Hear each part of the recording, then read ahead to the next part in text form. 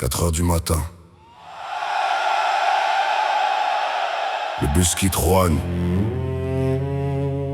Mon frère assis à côté. On connaissait déjà les gaz, les charges, les menaces. Mais il restait assez d'espoir pour remonter.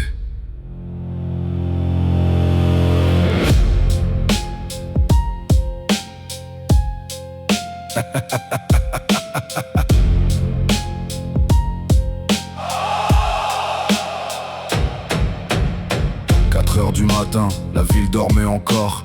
Nous roulions vers Paris avec nos colères dans le corps. À peine sortis de Roanne, les gyrophares percent le noir. Les bus détournés dans un champ suspect. Avant même l'histoire, descend un par un sous les lampes. Poche ouverte, regard fouillé. La journée n'avait pas commencé, qu'il fallait déjà justifier. Vers 9h, Paris se dresse, barrage dans tous les sens. Chaque rue devient une frontière contre notre présence. On cherche encore un passage, une femme tente de négocier. Dans 20 minutes, on vous laissera passer. 20 minutes plus tard, le canon à eau est arrivé. On était parti pour être entendu. On est revenu sans savoir parler.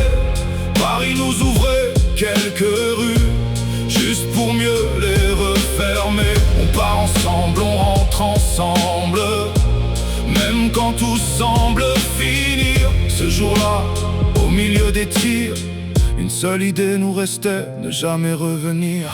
On esquive le canon à eau, on court sans voir la sortie. Puis les boucliers ferment la rue, la nasse se referme sur nos vies. Devant, derrière, aucun passage, juste les ordres et les armures. Puis les détonations rafales, sèches brutales contre les murs. Les tirs fusaient comme dans un jeu, sauf qu'ici les corps étaient réels. Les gaz jaunes mangeaient la rue, mon frère suffoquait sous le ciel. Puis je vois cet homme devant moi, le tir lui frappe en pleine bouche. Sa lèvre pend, son visage se brise et temps s'arrête quand il nous touche. Cette image ne m'a jamais quitté, planté derrière mes paupières. Pas une statistique, pas une rumeur, un homme devenu blessure. On le conduit jusqu'au médic, on laisse pas tomber celui qui saigne. Puis le choc éclate dans ma jambe. Un LBD rappelle où je suis, mais la douleur attendra son tour. Mon frère cherche encore à respirer. On était parti pour être entendu. On est revenu blessé dans le silence.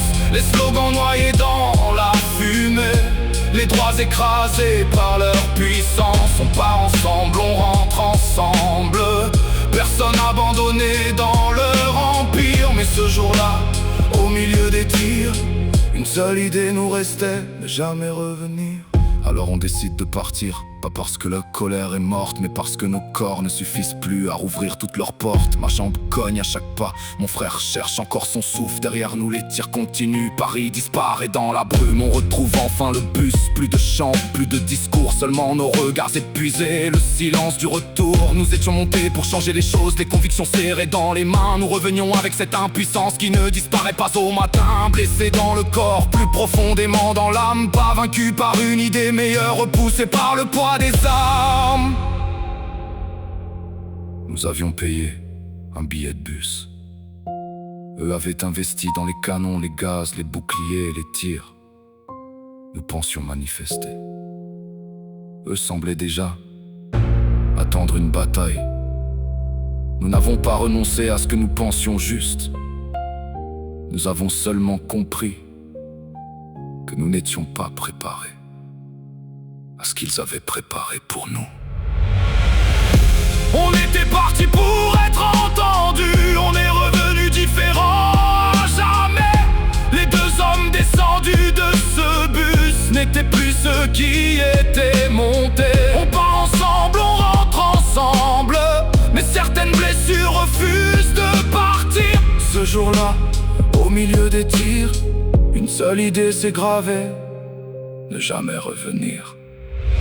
Pas parce qu'ils avaient raison, ni parce que nos idéaux avaient disparu, mais parce que notre impuissance nous avait blessés plus profondément que leurs munitions. 4 heures du matin, on roulait vers Paris. Quelques heures plus tard, on cherchait seulement comment en sortir.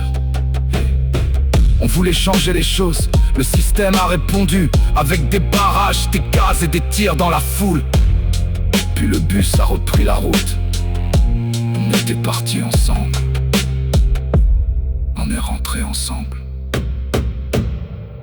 avec une seule idée.